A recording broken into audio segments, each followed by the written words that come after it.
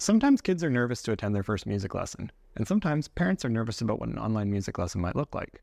In today's video, I'm going to walk you through exactly what to expect in your child's first guitar lesson, and at the end of the video, I've even included sample clips from a lesson. For those of you that don't know me, my name is Troy Sursund. It rhymes with person. I've been teaching guitar for over a decade to students as young as 3 years old, and I'm here to share the secrets my students have been using to be successful with guitar in hopes that it inspires you or your child to take the next step on your musical journey. Now, let's dive in. The first lesson is all about creating space. And to make sure the space is comfortable and open, I'll take a moment to ask get to know you questions. These can be things like, what do you like to do for fun? What did you get up to today? Do you have any favorite artists or songs? Have you played any instruments before? I've found with students playing popular styles, the ones that are the most successful are the ones who learn how to play their favorite styles of music. So it's important that your child feels comfortable being honest, so that if and when their favorite style switches, we can switch the lessons with the more formal styles like classical guitar. It's a little harder to do this as kids may not have the terminology yet, or they may just not want to pick. And in those cases, I'll pick a couple of pieces that sound very different from one another, but are all around the same difficulty level, and then I'll play samples of each of them to see what they like best in that moment. In the first couple of lessons, no matter how old or young you are, we're going to learn some easy chord shapes and we're going to learn some nursery rhymes. How we think about music on the guitar is structured around different chord shapes, so it's important to have a base level of understanding of them, even if you don't use them in the type of music you like. There are 9 basic chord shapes that I teach to new students, and they learn them at a pace of 1 per class. Unless they really latch onto chords and strumming, in which case I can give them up to all 9 to play with. Who am I to slow someone down? Have fun. Personally, I learned all 9 in my first guitar class. However, most students do find chords on the harder side, so unless they're really into it, it's best to stick with that 1 chord per class pace so that the difficulty slowly increases over time. And nursery rhymes are great because we all recognize the tunes, and they're easy. Since we don't have to think about what nursery rhymes are supposed to sound like, it frees up brain space to focus on making sure that our fingers are in the right spots as we get used to learning the different ways to read the note. The deal that I make with the kids is, after they learn 5 nursery rhymes, they can pick any song they want, and they get to choose how fast or slow we learn those first 5 with how much they practice. I personally believe that consistency is calming, and to ensure that even the most anxious learners experience the joys of guitar, I follow a clear, simple framework for all of my lessons. Check in, review, new material, and wrap up. This simple, consistent pattern helps students know what to expect, creating a safe and engaging learning environment. And one of the moms I teach described the ongoing lesson experience perfectly. She said, "It's great. Every lesson starts off with, how are you? How was your week? How was practicing?" And the kids show them what they did, then pick something new to learn. I don't even have to fight them to practice because they're excited. I just say, time to practice, and they run to their rooms and they play their songs for 15 minutes. Couldn't have said it better myself, honestly. And from my end, which you'll see in a minute, I keep everything consistently set up to be a positive learning environment for the students from the moment they log in. But there are 2 things that I can't control from my end that I ask you to do before class to help your child have the best experience. Number 1, tune your guitar. If you're unsure of how to do this, I made a short YouTube video walking parents through how to do this, link in the description. And number 2 is to choose a space in the house where your child is comfortable and can take the lesson where distractions can be kept to a minimum. Before switching over to a demo lesson, I'll add that when you sign up your child for a trial lesson, remind them that there's no pressure. This lesson is simply about having fun, exploring a new instrument, and seeing if they like it. This video is part of a series of videos I've made for parents to answer every question that they could have about guitar lessons for their child or their children. And if you'd like to see the other ones, I've linked the playlist in the description below. But for the rest of the video, welcome to guitar class. Today we're going to learn the parts of the guitar, the string names, how to hold the guitar, where to put your hands, and how to play your first song. But first, hi, my name's Troy. I've been teaching guitar for 12 years to students all over the world. I went to school for classical guitar, and while I don't look like it anymore, I used to play in a metal band for 6 years when I was younger.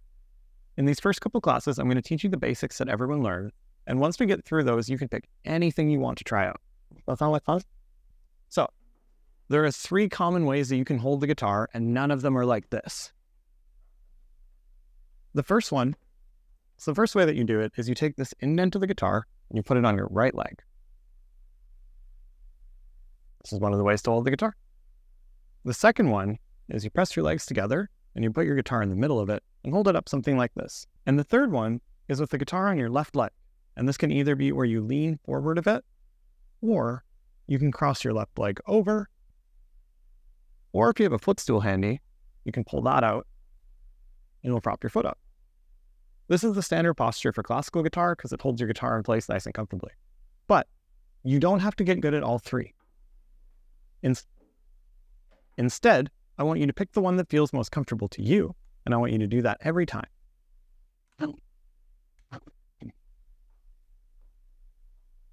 So to recap that, we had the guitar on your right leg, we had the guitar pressed in between your legs, and we had the guitar on your left leg. Take a minute, try out all three, see which one feels best for you. So, earlier in class, we learned that these spaces on the neck are called frets. This is fret 1, this is fret 2, and this is fret 3. On the string that's closest to your feet, which remember we called the high E string, can you find the 3rd fret and put your finger on the string? Just like this. There you go, fret 1, fret 2, fret 3. Try it out. And once your finger is there, I want you to take your thumb on your right hand, and I want you to put it down on the D string. Remember, that's the 3rd one from your face. And then push your thumb through all 4 strings. So remember, we've got our finger 1, 2, 3. And then we've got our thumb is going to go 1, 2, 3 down. And then we're going to push our thumb through all of the strings. We call this strumming, when you strum your finger through the strings. So today we're going to learn your first song, and I am so confident that you know what it is, I'm not going to tell you what the song's called. Instead, I'm going to teach you how to play it, and every time you play through it, you get to guess what it is. Okay, so remember we learned the string names earlier today, and we learned that in case you forget the string names, we're going to use the colors of the rainbow so you can remember the order. The red string is closest to your face, and the purple string is furthest away from your face. Okay, so the first measure of the song is all on the G string.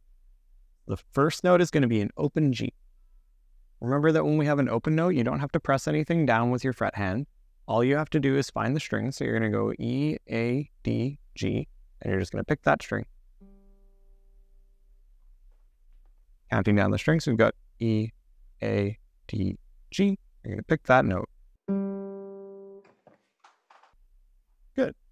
Now, that note happens twice. So we're going to color that in. So we've got the 2 Gs that you're going to play. The 3rd note of the measure is the 2nd fret on G. So what you're going to do for this one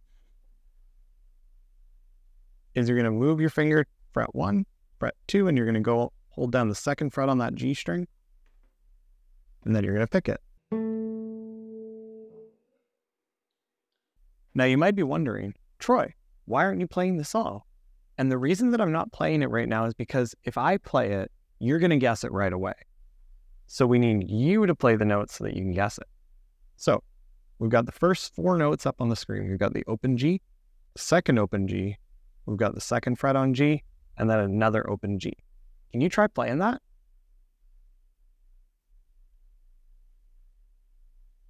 Okay, once you've tried that, if you haven't figured it out yet, we've got the next measure coming up. Now in this next measure, you'll see that there are just 2 notes. And these 2 notes are on the B string, so we're going to color them in blue. Color them in up here too.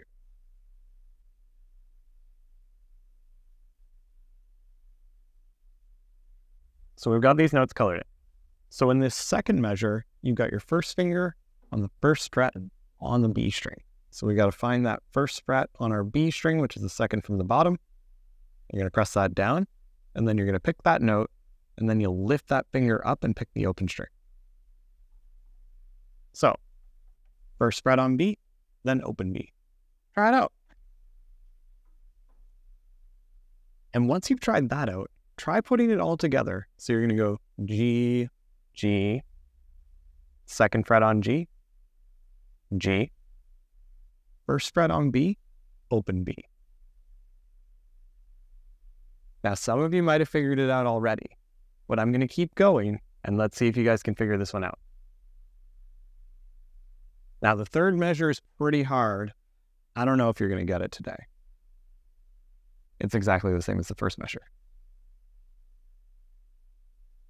So remember, we did this all in green, so we're going to color these ones all green.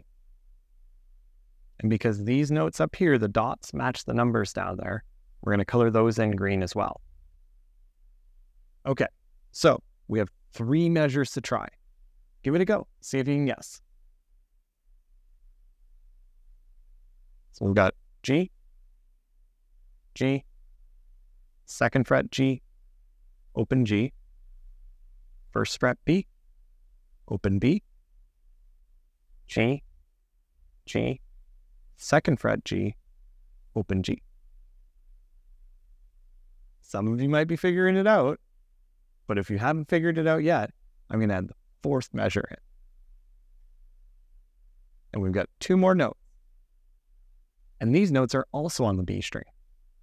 So we're going to color those in. So we've got the third fret on the B string, and we've got the first fret on the B string. So that means for this fourth measure, it might be easier for you if you use a different finger. When you're getting started, it's a good idea to use finger 1 on the 1s, finger 2 on the 2s, and finger 3 on the 3s. So we're going to use our third finger to press down that third fret on the B string, and then we're going to use our first finger for that first fret on the B string.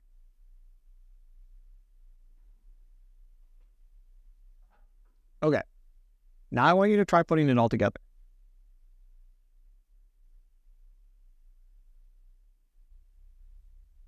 Do you have any guesses for what the song's called? And if you haven't figured it out yet, I'm going to have to give you the rest for homework. So what I'm going to do is I'm going to put the whole song. As you can see, there's a whole other line I was hiding. I'm going to color those notes in right now. And then I want you to let me know as soon as you figure it out. So on your Google Doc for your homework, you'll be able to comment. So as soon as you find it out, it's going to send me a message. You think you can do it? Okay.